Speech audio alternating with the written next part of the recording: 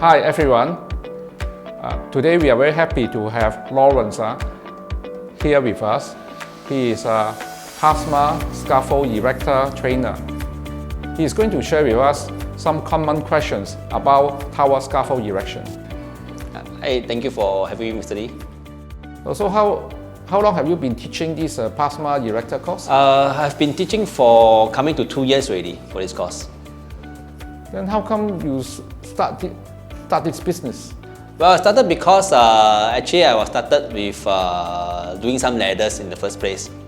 So after doing about 1-2 years of ladder business, basically I'm doing some of those telescopic ladders, those that can keep into the car boot, very small, but when you open up, it can go up to almost like 4 meters high, the kind. So after that, people will start asking me, hey, do you have anything else like scaffolding? So I said, oh, you want scaffolding? Okay, then yeah, I go and find some scaffolding now. So I just go into do some research, find about scaffolding. Then after a few years, about 2-3 years, then come across this plasma tower for user course.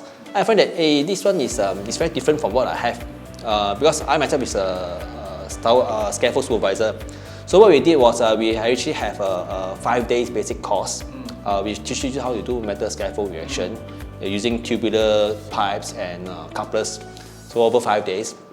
After the 5 days already, if you want to go up to be a supervisor, you have to go for another 10 days of supervisory course. So in total, to be a supervisor, you need to spend at least 15 days of about a month to actually be a supervisor.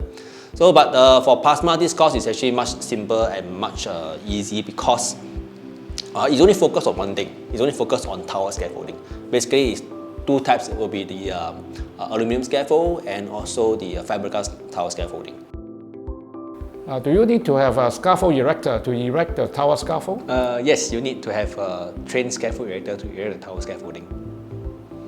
Then can the contractors erect the tower scaffold themselves?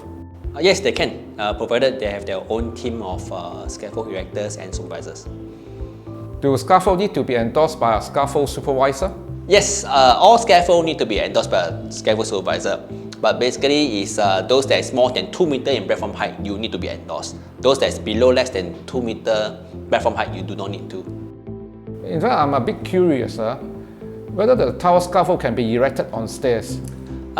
Yes, the tower scaffold can be done on stairs. Actually, we actually do a lot of condominiums, those penthouses. We actually have a lot of them have this problem with the staircase areas. So all my scaffold can be done on the staircase with proper components with it.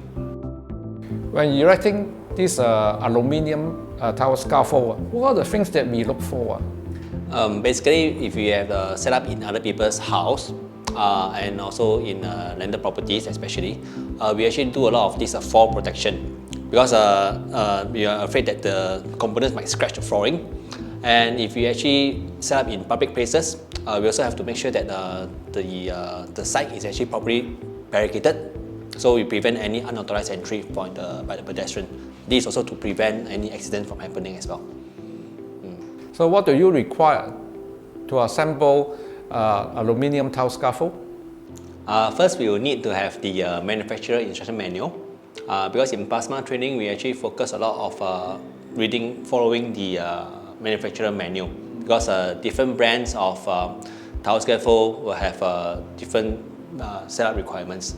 And then in the manufacturer manual, we actually have state those components that you need to actually to bring to the site to actually build up the height that you require. Yeah. Can you tell us how to inspect a tower scaffold? Well, to inspect a tower scaffold, number one is that before you even bring out to site, in the store, we have to check for things like any deformities on the frames itself. Because being aluminium, they are actually easily dented. So we will check the frames. We will check the other components such as the diagonals, the horizontal bars, to check any grease or oil or any paint that is on the scaffold itself.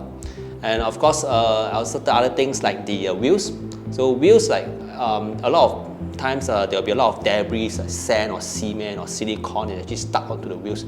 Of course, to inspect things like whether the components, the metal cloths, the spring, are they moving correctly? And when they fix back to the frame, are they strong enough to hold the frame? These are a few things that you have to look out for when you're inspecting the tower scaffolding. Yeah. Do you need to inspect the tower scaffold every time? Yes, you need to inspect the tower scaffolding. If it's a stationary scaffolding, at least once every 7 days. So if the scaffold is a movable scaffolding, then you need to inspect every time when it's moved. Because every time you move the scaffolding, your stabilizers will be adjusted, your wheels will be adjusted as well. So you have to re-inspect the whole thing again. Can you share with us some interesting observation when conducting your scaffold training? Yes, of course. Something that we observe mainly during the practical session. So we actually have a lot of participants that actually have some prior knowledge with setting up scaffolding. So, like I said just now, we have to actually follow the manufacturer manual. So a lot of them, they will just put the manual one side, and then they'll just start to do their own things, and the way they set up and the way they stand on the scaffolding. So in a way that I do actually allow them to make the mistakes. So, and as I observe, after they have done the scaffolding, we compare like between Group A and Group B's scaffolding. Then you can say that what this Group A has done and what Group B has done. So you find that the way they put the scaffolding, some of them the guardrails put wrongly, some of them the stabilizer didn't put in the right place, some of them the platform put on the wrong level. So these are the few things that we actually have observed during the training itself. How do you rectify them then? The way we rectify is that basically what we do is that we will actually tell them, okay, look, to do this, I'll actually personally go to the scaffold and I'll actually dismantle the scaffolding by sections. After that, then I said, look, you should have do this in this way, and you should actually sit on the platform by putting on the guardrails. We should actually combine these frames together first before you bring up to pass it to your colleagues. And of course, things like how to pass the equipment or pass the components to the person up there also must be very careful, because the person down there may be passing the things to him blindly, and the guy up there may not be looking at his friend who is passing things to him.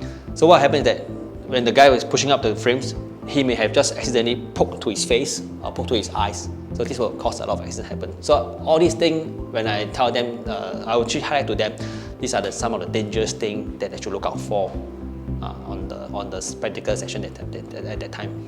Okay, good.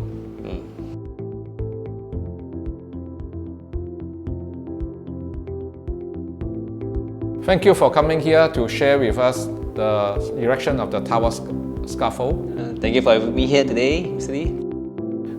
Remember to like, share and subscribe to our channel. If you have any comments or questions, you can leave it at the comment section below.